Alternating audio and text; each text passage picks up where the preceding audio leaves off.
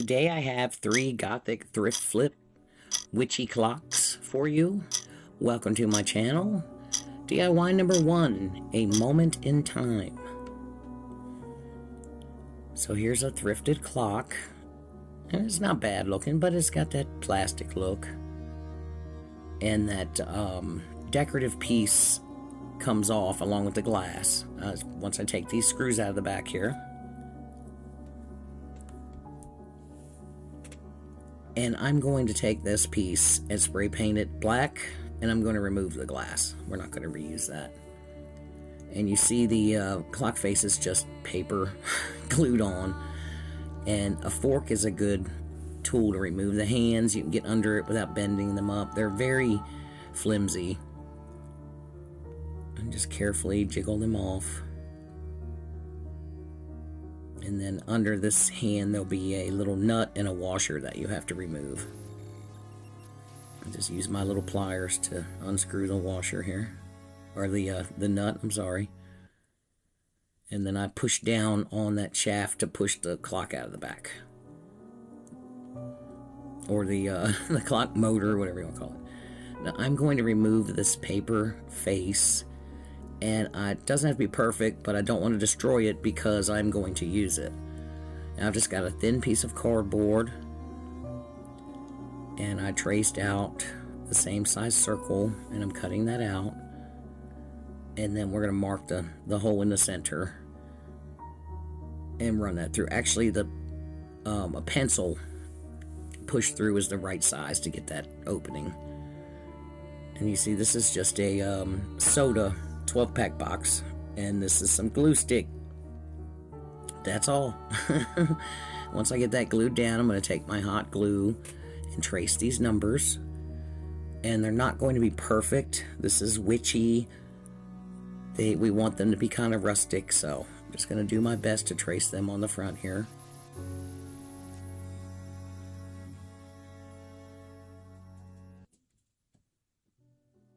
Just keep going on around.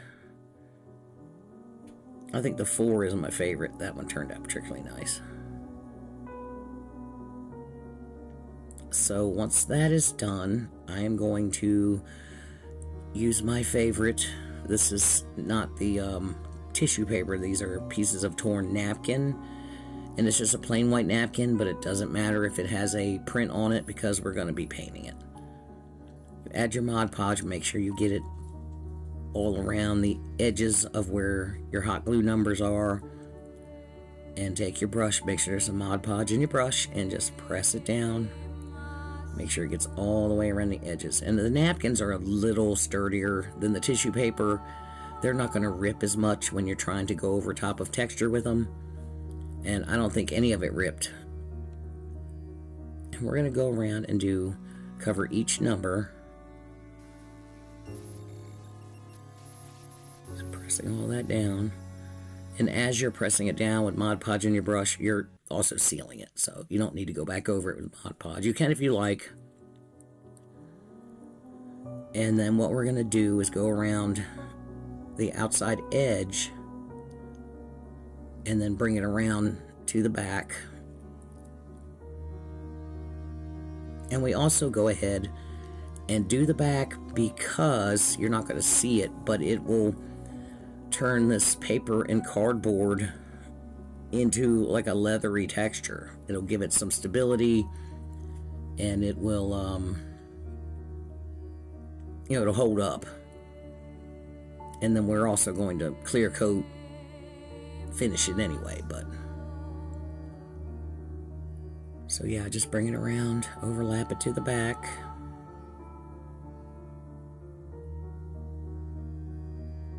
Press that down.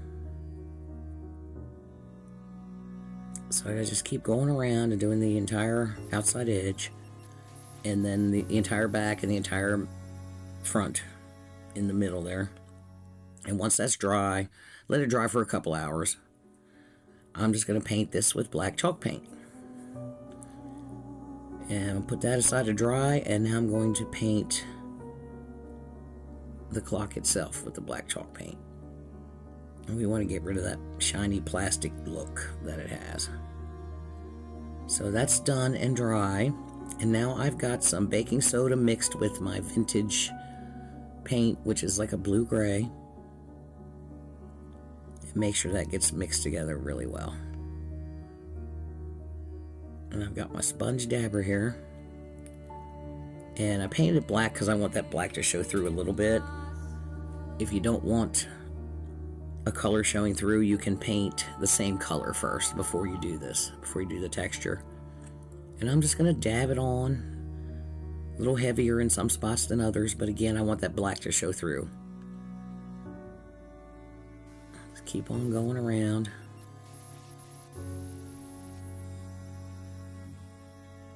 Thank you for being here with me today.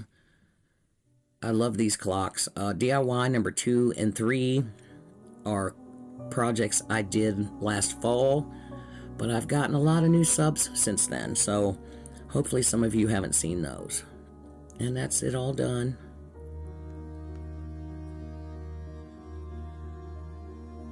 And then there's my ring again. I'm going to spray paint black.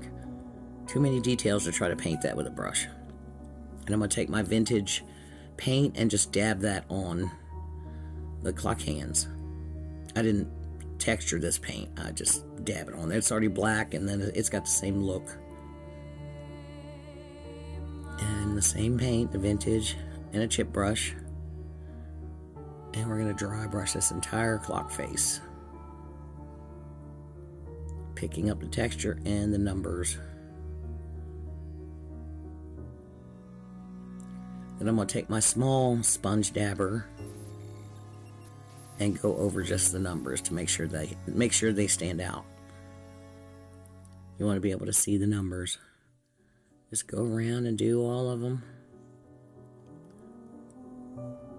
And here's what it's going to look like.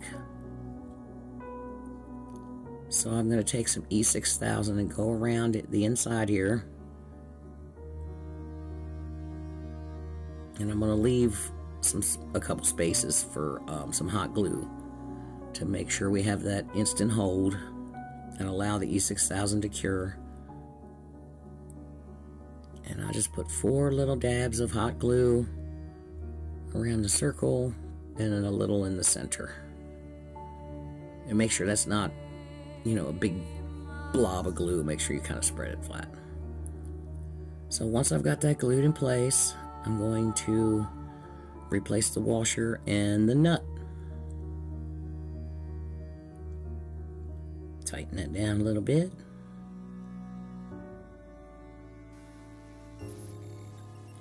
And then we'll replace the hands. Basically, you just carefully push it down until it stops. They're so flimsy, they're going to bend. You're going to have to mess with them a little bit. Then they'll be bent down and smacking into each other. You have to adjust them. They're very flimsy. And then the second hand is also the cap that goes down in the center. And here's what we have. It works. So now I've spray painted this black, and I already dry brushed the vintage with a larger chip brush. Now I've got a smaller one because it didn't get in all the little crevices here. This piece has a lot of detail, which is it's just fantastic. Once you get rid of that plastic look, it looks amazing. And we sealed everything we did with matte clear coat. And once we replace the screws, this one is complete. Like I said, these next 2 I did before, and those of you that haven't seen them, please enjoy.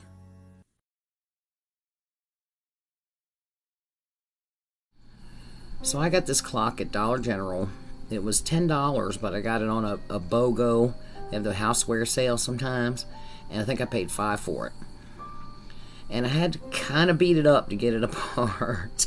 That bottom piece started to come off, so I didn't fight it. I let the bottom piece come off, and once that was out of my way, I could get it apart. I took the glass out, and I do not replace the glass. Once we're done doing everything, it's not going to fit in there.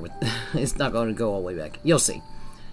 So now I've drawn this spider web using the numbers, the hour marks, as a guide. And I'm taking my hot glue and I'm just tracing over all these lines with the hot glue. You want to give it some bulk, and they don't have to be absolutely perfect, you just want to keep them fairly straight. And I already did the longest lines, and right now I'm doing the smaller ones. So now my favorite, the tissue paper texture technique here.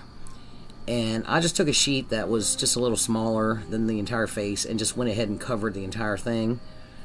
And I put Mod Podge down first, and now I'm pressing it down with my brush, and you want to make sure you press it down up against all the edges of the glue, so to make sure it gets down and stays in place, and you don't have air pockets. So it takes a little time to do it, but it's worth it. And now I'm going to add smaller pieces and get a couple of layers in there, and also kind of have it come from the face up the inside of the frame there a little bit, if that makes any sense. But yeah, you just tear some smaller pieces, and again, make sure you get them pressed down really tight on top of all those, where you trace the web with the glue. Take your brush and just keep patting it down, and you want to crumple the tissue paper up before you do this. And here's what it looks like, and of course I just let it dry overnight. And now I am taking my vintage paint, which is a bluish gray. Any gray paint would do. And going over this entire thing.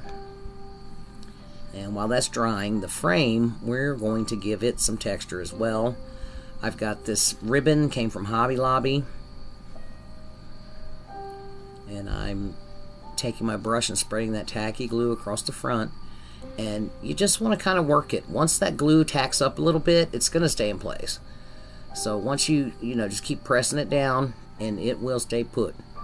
And then I let that dry for a couple hours before I continued. But then a little paper towel, you can kind of dab the excess in between the little pieces there. So once that's dried for a while, I've already painted some more glue on the side. Now I use the thick and quick for this, or quick and thick, whatever. Quick and thick for this part. And we just pretty much do the same thing. Press it down, get it in place, and dab off the excess. And I just trimmed the excess off the back. And now we're going to paint this entire thing with black chalk paint. And get a nice thick coat, make sure it saturates all those pieces of that ribbon. So now we're just going to dry brush some more of this rich black chalk paint on the face and catch all those webs. And of course the texture as well. And this one turns out, they both turn out really cool. And once the black paint is dry, we are going to dry brush the vintage, the bluish gray color, to pick up all the details from the ribbon. So I was gonna put it on a candlestick there, you see it sitting there, but it was too bulky, it didn't look right. And once I put it together, goes my dog. Sorry about that. Once I put it together, I was like, it really doesn't need it. It looks cool just as a tabletop, just like it was meant to be. And it's gonna stick out, but the clock motor has that cap on it, so what? And this little beauty is done. Of course I had to put the hands back on, put the battery in, good to go. This is my pride and joy. I hung this on my wall and there it's gonna stay, I tell you what. I found this clock thrifting. I got so lucky because it's just a flat face clock. And what I did is the same as the other clock. I outlined all of those numbers, the Roman numerals, with the hot glue, the same way I did the spider's web. I didn't see any reason to show you that again. So that was just a wonderful advantage. All I did was trace them. I didn't have to draw anything. And we're going to do the same thing, but we're just going to do smaller pieces and keep layering it of the tissue paper. Crumple it up, tear it into pieces, and I go around and make sure I cover all the numbers first, and then take my brush and make sure I get it between there, make sure it's it is secured down up against the sides and in between and all that. Just keep on pressing it down with your brush. Now you can make a clock like this pretty easily with a wood round, and you can buy a clock, motor and hands in Hobby Lobby for like $3 or $4. And we're just going to keep on layering until we make sure we cover the entire surface. And we're going to let that dry and paint it with black chalk paint. And again, we let it dry. Look at how cool that looks. But yeah, you drill a hole, put your motor in, put your hands on, and then you can use Jenga blocks to, look at my cat, he's awesome. Use Jenga blocks to build like a wall, if you will, around the motor, and put your hanger on that section, so that way your motor's not blocking you from hanging it up. It wouldn't be that difficult. So I'm just going to take my black chalk paint and get the edges of my kitty cat image here. And I just, as you can see, I found a round image and tore it out. It took a while to get that done. It's a little harder when it's round than when it's rectangular. So it took me a minute. And we're going to go around and we're going to darken it a little bit. Not too much. Not too much. Now I've got my metallic champagne gold. And we're going to use this sponge dabber. When you're painting, something metal like this, sometimes it works a little better. Just pat it on. And I had to do 2 or 3 coats, but... So here we've got my vintage bluish gray. And we're going to do our thing here. We're going to... And I just go from the center to the outside all the way around. And I did get quite a bit on the numbers, so I do go back and take black and blacken the numbers again. And you'll see why. You'll see why. But you see I'm getting a whole lot of that blue-gray on my numbers, and that's not exactly what I want for the numbers. So we just keep picking up that texture, and it goes so well with the colors in this picture. And then, oh yeah, then I take some of the blue-gray, and also hit the image and blend that in with the black. Now here you see I went back and blackened the numbers. And I'm going to take my metallic gold and my sponge dauber and very carefully, very lightly, just get it on the numbers. Now, I did get excess that got off of the numbers. So here in a minute you'll see I just decided, well, let's just dab a little of this gold, just a little lighter on the entire thing.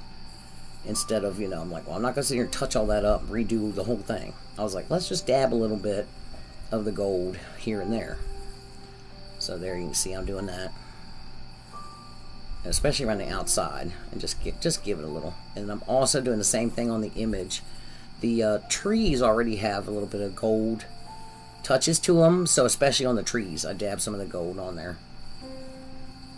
And it blends into this background so beautifully. It's just, this just amazed me how this turned out. Look at that. Oh my goodness. It just looks like it was made for this. It just came together for me. I was so happy with it. Oh my goodness. And it was easy to do. It really was.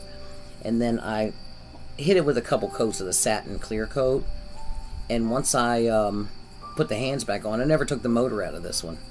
Once I put the hands back on, this project is done. And here we have them. The spider's timepiece. And they were not difficult to do. So much fun. So cool. Look at this thing. Oh my goodness. I just love it. And there it is hanging on my wall. Thank you guys so much for being here with me today. Don't forget to like and share and all the things. Bye.